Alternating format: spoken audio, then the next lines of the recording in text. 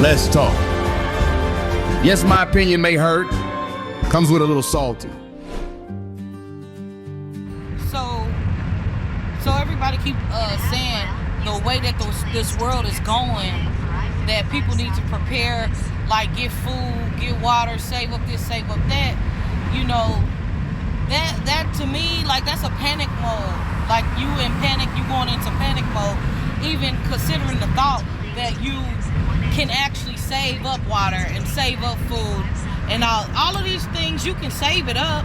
You can save up water. You can save up food that don't spoil. You can do all of that. But once it come time to start using that water, and once it come time for you to start using that food, it can still run out.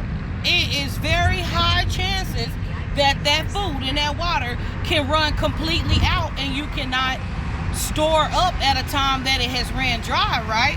You can't keep storing up water if you consider that water is about to dry up. You can't keep storing up food and grain and all those different things if food is drying up. That's what everybody's saying. What the world is going to, right? That when you consider the fact that you can save up food, and and you not consider the same thought that food can run out at the time that you most need it, that is really not considering God. Because God said to keep your mind on Him and He'll provide. So if God said He'll provide all that you need, that's food and water, even in times that there may be famine. Even at times that there may be famine, God can still provide for you, but you got to trust that God can. See, when you got people that's running around saying, oh, get your water saved up or get your food saved up, those people is telling you to get in a panic and to put you under the delusion that it's even possible to save yourself. Don't let nobody put you under the delusion that you can save yourself. You can't save yourself. If it's for everything to run out, then it's going to run out. And then it'll determine whether you're a wheat or a tare. Are you a wheat? Are you a tare? Are you a wheat? Are you a tare? Because if you actually trusting in God for all that you need, then you're wheat. Because you already know that regardless of what you try to do to save yourself, no matter what you try to do to cover yourself, like Adam and Eve did when they did wrong in the garden, they tried to cover themselves because they felt naked. They felt exposed. They didn't know that before. But everybody running around with all these different things of knowing. They know everything. They think they can save themselves. Oh, I am God because God's, but you ain't in the word of the Lord. So you kind of twisting up the word of the Lord because you're not in the word of the Lord to actually learn what the Lord said about things in detail. You choosing not to believe in the Bible, which puts you in error to not be accurate in your teachings about the word of the Lord. Everybody want to be teachers, but nobody want to sit back and do the studying first and do their due diligence in becoming a disciple for the Lord. Everybody giving themselves titles.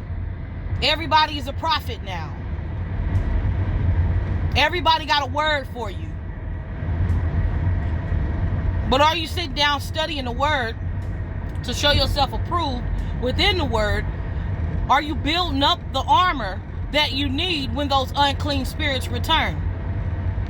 Are you building up the armor that you need when those unclean spirits return? Yes, in my other videos I've talked about the unclean spirits. Because you know the Lord in Ephesians 12, the Lord said we're not battling just flesh and blood. We're dealing with things that we cannot battle because we cannot see these things. So He gives us the tactics and the things that we need, the whole armor of God. What is the whole armor of God? The Bible, the word of the Lord. Have you tried it? Can you honestly say you gave it a real try? Because you can't deceive the Lord. You can't make the Lord think that you're opening up the book to actually genuinely, meditate on His word, because He already know your heart when you open up that book. He already knows your heart before you open up the book. The Lord knows your intentions. What are you trying to be, Cain? What are you trying to be, Cain? Cain killed Abel. He thought he could get over on the Lord. The Lord said, "Where's your brother, Cain?" He said, "What am I, my brother's keeper?" The Lord already know where your brother is because his blood calling out from the grass. Like he said, the Lord already know what you just did. The Lord wondering if you're going to tell him the truth. Everybody running around in a carnal mindset. You scared and you trying to stock stuff up thinking that you can save yourself because you're not living in the way that the Lord told you to live because you feel like it's too hard. You haven't put yourself in a disciplined life to even call yourself a disciple for the Lord. So you scared that the Lord's not going to provide for you because you already know that the Lord's word don't return void. The Lord's word don't return void. So you know, since you fornicating, since you smoking and drinking on a regular day, go to church on Sunday, get saved, then go right back to your fornication, your alcoholism, your drug issues, and not keeping the mouth that the Lord wants you to keep. Every one of your words is profanity. Each word you use in the whole sentence that you spew out of your mouth is profanity. You're not keeping the type of mouth that God wants you to have in order for him to use your vessel. You're not rebuking those unclean thoughts that come across your mind when you undressing people with your sight.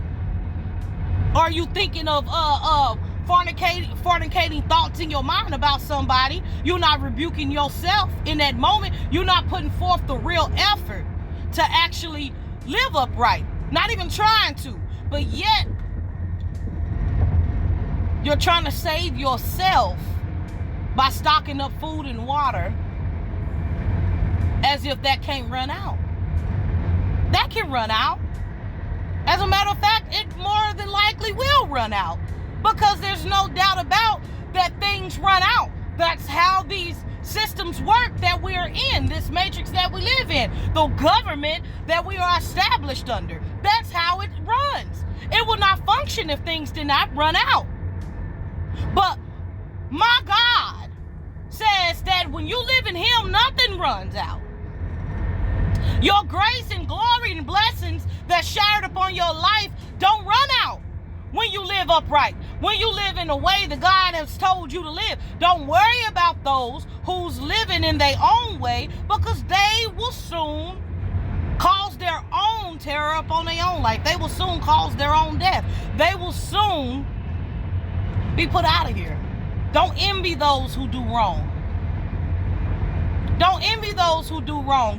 You feel like they getting blessed and blessed and blessed. See, when the Lord bless, no sorrow come with it. So you really should be able to have that kind of discernment when you see somebody that you assume that they're being blessed, blessing after blessing after blessing, but have a conversation with them.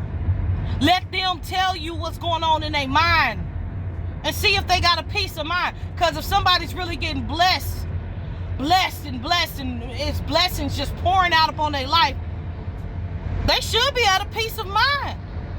If it's coming from the Most High God, they shouldn't be holding all these wicked things in their heart. God is the only one that can judge the heart. Your job is to have discernment, which is also judgment. Your job is to have discernment, which is also judgment. It's just a different kind of judgment. It's not the judging of the heart. It's the judging of the individual that is presenting itself to you. As the Lord said, don't trust no man, but test every spirit to see if it is of God.